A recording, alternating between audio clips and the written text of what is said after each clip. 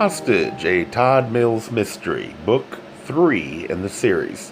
Arthur R.D. Zimmerman, publisher, Scribble Pub. Narrator, Eric Ost. Chapter 13. Lest he jeopardize the lives of Cindy Wilson and Johnny Clarendon, half of Todd said he should just stay there, lying on the wet carpet with his hands bound behind his back, his mouth covered with tape. The other half said he and the others should just get the hell out of there before the whole building went up in flames. Todd twisted on his side, saw that the main doors were chained and padlocked, which meant that the only way out was through the same door they'd taken Clarendon. And what if they really were right in the next room? Of course, they wouldn't hesitate to shoot either Cindy or Clarendon, or both. Above the alarm and smoke and chaos, Todd heard something, worked himself around and saw Lyle, his feet and hands bound, flapping madly about as he struggled to break free. Bradley was lying completely still, his head turned away from Todd, while Carol, Clarendon's assistant, was perhaps the only one dealing honestly with the situation. She was crying, tears streaming from her red eyes, rolling down her cheeks and plopping onto the carpet. When Todd moved his head again, he realized that one corner of the tape was peeling away from his mouth. He started rubbing his cheek on the red, wet carpet, and little by little, the tape started coming more and more loose. Dragging his face as hard as he could, he kept at it until finally a third of the tape came free. He stretched his mouth, pulled his lips apart, then rubbed his cheek again on the carpet. With one more swipe, the tape fell free. Great, now what? As the sprinkler continued to rain water down on one side of the room, he glanced up at a vent, half expecting to see flames leaping out. Instead, the smoke had virtually stopped. Seconds later, the water stopped too, and just after that, the alarm ceased its screaming. After the chaos, it was oddly quiet. Like Bradley and now the others, Todd lay completely still as he tried to tell what was going on.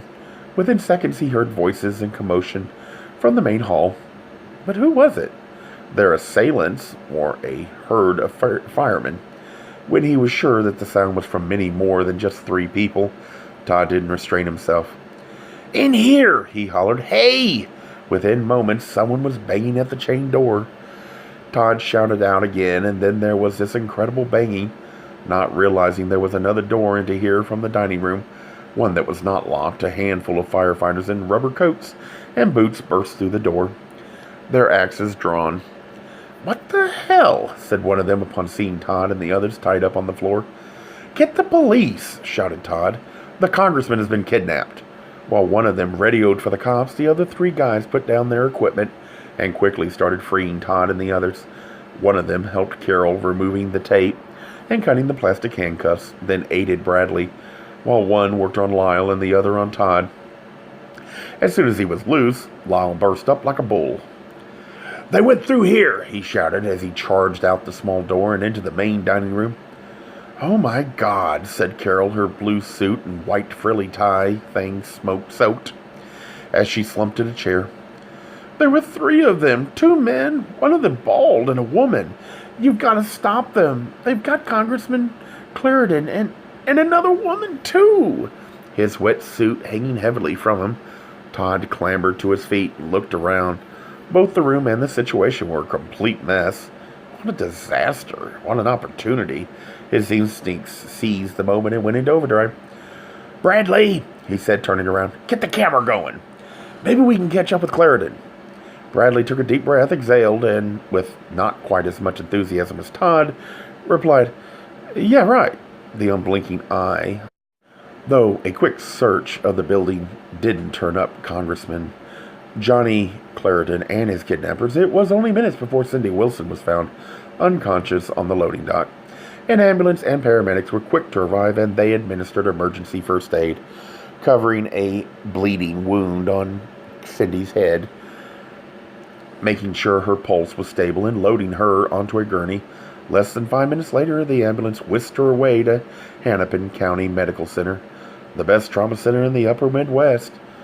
Meanwhile, Todd and Bradley reverted to their own training, taping the unconscious Cindy Wilson as she was first cared for, then carried away in the screaming ambulance. And once she was gone, they returned to the chaos of the room where the aborted interview had taken place. getting shots of the water and smoke-damaged room, as well as the skyway filled with the cadre of firefighters, while it was still perfectly fresh in his mind. Todd walked alongside Bradley, microphone in hand, and narrated each scene, explaining what they'd seen, what had happened. Later, back at the station, he'd go back and figure out how they'd present it all. But for now, he just wanted to record the details. Within minutes, a great switch of tides took place as the firefighters receded and a swarm of cops and detectives swelled in. By that time, it was clear there had been no real fire, but that some sort of smoke bomb had exploded in the rear of Jerome's restaurant, and that Congressman Johnny Clarendon had indeed been abducted. And yes, everyone was quick to assume that the smoke had been part of one and the same thing, specifically a well-organized plan to seize the congressman. A more thorough search of the building, however, failed to turn up any clue as to his fate. As the side dining room where it had all taken place was cordoned off and the crime lab people began to descend, Todd paused in the second-floor hall. Uniformed men and women swarmed all around him, shouting out orders, barking into walkie-talkies, and continuing to search for any relevant clues. Dear God, thought Todd as the magnitude of the incident began to sink in. Did this really happen? Did this twister of a story, an unprecedented act of domestic terrorism, really descend right upon him? Lugging his camera, Bradley came up behind Todd and said, "They want to question us all, individually. They're setting up in the main dining room." Todd wasn't surprised and said, "Of course, I'm sure this is just the beginning. I mean, the FBI is sure as hell going to be all over this one, too." "Yeah, like flies on shit." Bradley shook his head. "Man, I wonder what they're really going to do to Clarendon."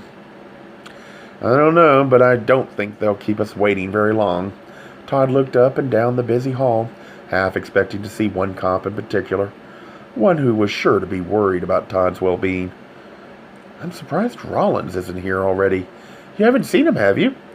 Bradley looked around and shrugged. "No, but then again, maybe he hasn't heard about it yet." That, Todd knew, couldn't be. For something this major, they'd page Rollins and every detective on the force. After all, Minneapolis had never seen anything this big before. Todd thought, sensing that this might rate right up there with the Oklahoma City bombing. Forcing away a shudder of worry, Todd added, "If he's not already here, then Rollins has got to be on his way. Trust me, only an actor god would keep him away from this." Gay Mysteries audiobooks. I think it is easy to hate a label, but a face humanizes the word. So this effort is twofold: to offer comfort to those like myself that your world didn't end because you don't fit into the view of acceptable society on both sides, and in hopes of helping those with family that are LGBTQ, that it doesn't mean we are aliens from the child they once knew.